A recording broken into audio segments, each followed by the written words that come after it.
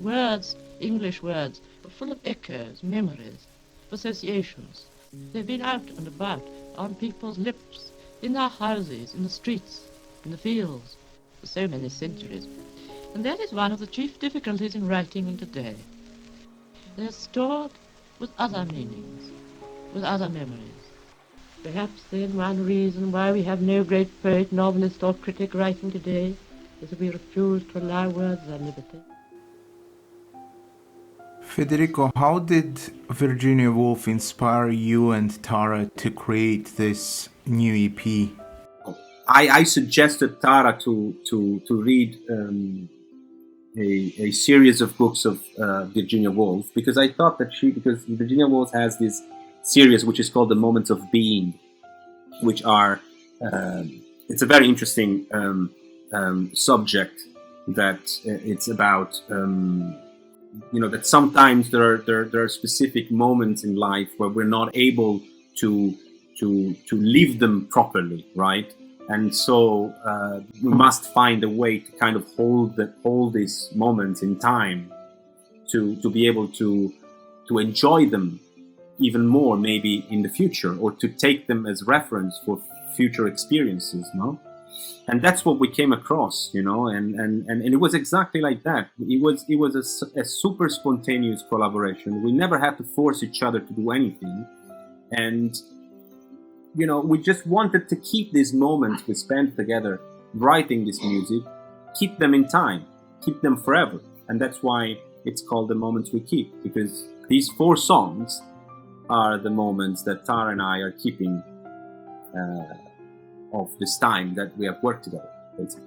And it all started was January this year, when I received a call asking whether I was interested into making a song with her, just one song. And I said yes, why not? And I happened to have one piece there that was part of the recording. It was part of the recording sessions for my new album, which will be out. Will be released next year, but I left it out from the final songs because I felt it wasn't resolving. It wasn't going anywhere. So I thought I send Tara this song and see what she does, and she turned it into something magnificent. And it's the first piece, Too Lost to Be Found, which is already out. And so I was literally blown away. I remember when I sent the song, and after a couple of hours, she sent it back to me with a demo that she just did on the phone or something, very rough. And I thought it was incredible. And what was it like to be an artist during the pandemic? What it meant to be an artist during the pandemic? It was very strange, and I had a lot of talks with also my friends, musicians, and everybody that I know had more or less this feeling of like, what am I doing now? Why would I go on to what I do now? It felt so unnecessary, the art, the music in general. But then it turned back to be extremely necessary, even more now, because I realize even more now how music, how art, it's important, especially in the moments like this, because in terms of hope, it can guide people. It can any form of art is an expression of a certain moment in time and a certain emotion and feelings, so it's a way to exercise as an artist and as audience, same thing. So it's important that all of us that have this goal in life to make art, that have made this choice to be artists, are, in a way, we have the duty to try to create beauty, and to try to see beauty and craft it as much as we can, for other people to enjoy, even more in times like this, after all.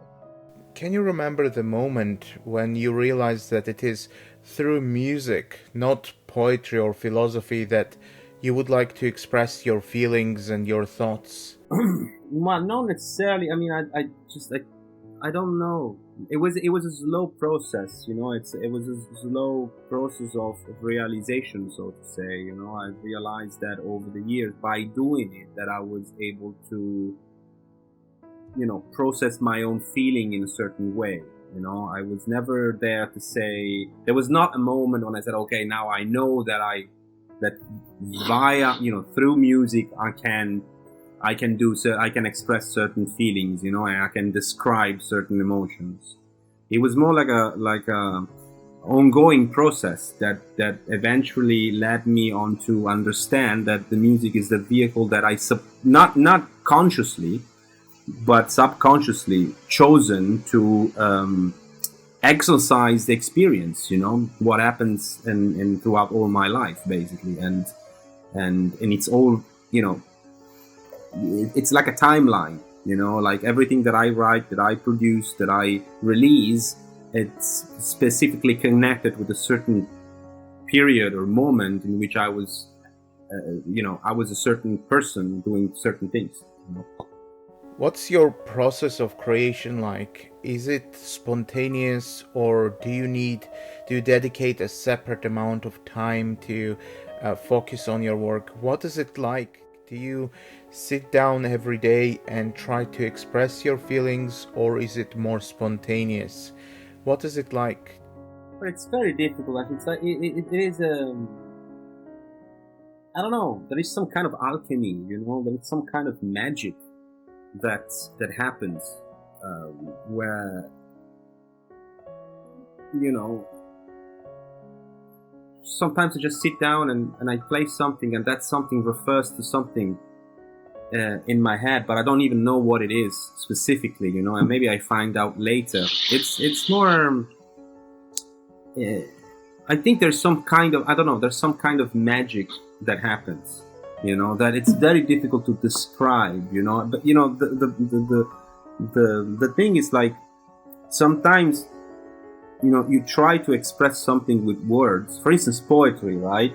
Poets have Byron, or, you know, many other, Dylan Thomas, T.S. Eliot, like people that I love. They have the power to be able to express certain things with words, right? And that they're basically fulfilling that specific emotion, combining words together. That's their magic gift, you know. And I do not possess that, but I found out that if I play some notes in a certain way, they trigger some kind of emotion to me personally, you know. Then I'm, you know, I'm also flattered and happy that they trigger some kind of emotion also in the audience and in other people.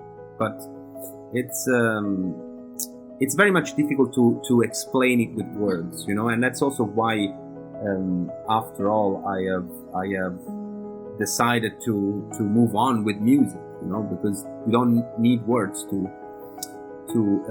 express certain things.